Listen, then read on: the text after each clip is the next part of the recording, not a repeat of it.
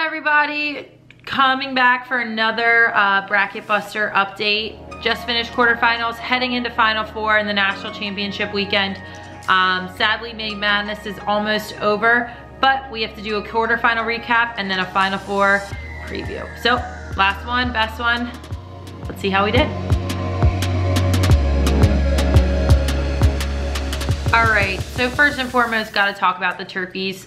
Terps played against Navy and won 17-15. Really, really good game. I was there. If any of you guys were there, you probably saw me hanging on the fence by the end line, cheering my butt off with a bunch of former alums. Maryland came out to like an 8-3 start and then finished the half losing 10-9. Navy rolled back. The Collins sisters really got into it, put on quite a show, and just showed kind of what the Navy mentality is, and to never give up. And Maryland got down by 3 or 4 at one point in the second half and clawed and fought their way back and now have their 10th Final Four appearance in a row, which is just credit to the staff and to the girls and everyone who's been there in the past. It's just, Kathy's done an amazing job. Our coaches have done an amazing job. The Maryland administration just is so supportive and has allowed that to happen and given us and the team now just a way to go, way to be successful, and given us full support and everything. So 10 years and counting, that's awesome for the Terps, but I know they're not done yet. And they have a very mighty opponent to play against in the Final Four. So facing off against the Terps is the winner of the Stony Brook BC game. That one went actually to double overtime. BC came out on top in a rainy, hard-fought battle. That was probably the best game of the weekend by far, and a game that I think a lot of fans wish had been happening on Final Four weekend. But it happened in quarterfinals, the way seedings went, and both of them proved why they deserved to be, you know, in the tournament. So highly seeded, really just had an amazing year up until this point and played like it yesterday or on Sunday. BC came out on top. Sam Apuzzo did awesome. Kayleen Hart for BC also played incredibly well. And on the flip side, you know, number 30 from Stony Brook and Kylie Oldmiller really put on a show as well. So that's a game where you wish there weren't losers, where you wish, you know, both teams could have made it to the Final Four, but that's the way life happens. And BC came out on top, and it's a BC Maryland Natty Champ rematch from last year in the Final Four. They play at 7:30.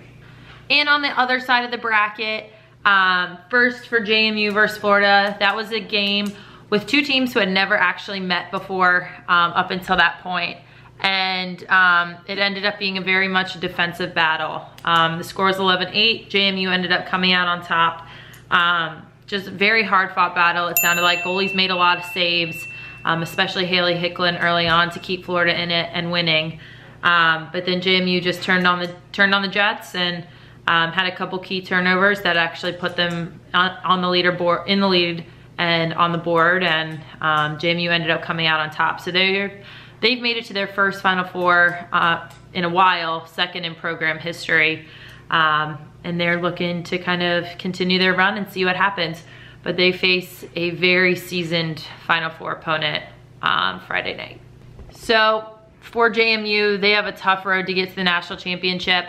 They're facing off against Carolina. UNC battled against Northwestern. It sounded like Taylor Marino for UNC stood on her head and made a couple of amazing saves that really kept Northwestern just out of reach. Ended up only winning by 5, but survive in advance. So as long as you win by 1, that's all that matters. But UNC comes into the Final Four very well seasoned, couple national championships under their belt, in a senior class that's looking to kind of get back after they didn't make the Final Four last year. So I think that JMU-UNC battle is gonna be a great one. And it's gonna be one that fans are really gonna enjoy watching at 5 on Friday night. So looking into my predictions for the weekend, in case you can't tell, I'm gonna have the Terps going to the national championship. Just have so much faith in them, but it is gonna be a tough battle. BC's seasoned, they're well coached. They have a former Maryland alum on the staff, along with Kayla Trainer, who knows Maryland very well, having played them multiple times in her career. And they'll be tough to beat. So I think it's It's gonna be a great game. It's gonna be under the lights, and anything can happen. So I know me and a bunch of Terps are heading up and hope to see you there, but gotta have my Terps heading to the national championship after Friday. And on the flip side, UNC versus JMU.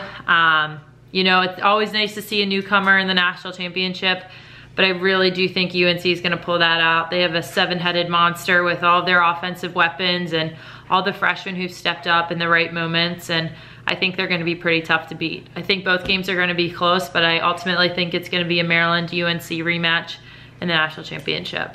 So we'll see.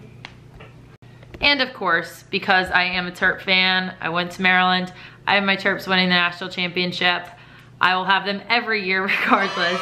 But I think that whoever is in the national championship, they're gonna put on a show. They've done a great job for the sport of women's lacrosse. And whoever's hoisting the trophy at the end, you know, it's all worth it. All the work that's put into everything to hoist that trophy and have it as kind of your reward is everything. So congratulations in advance to whoever wins, but fingers crossed it's the Terps for the 2nd year in a row.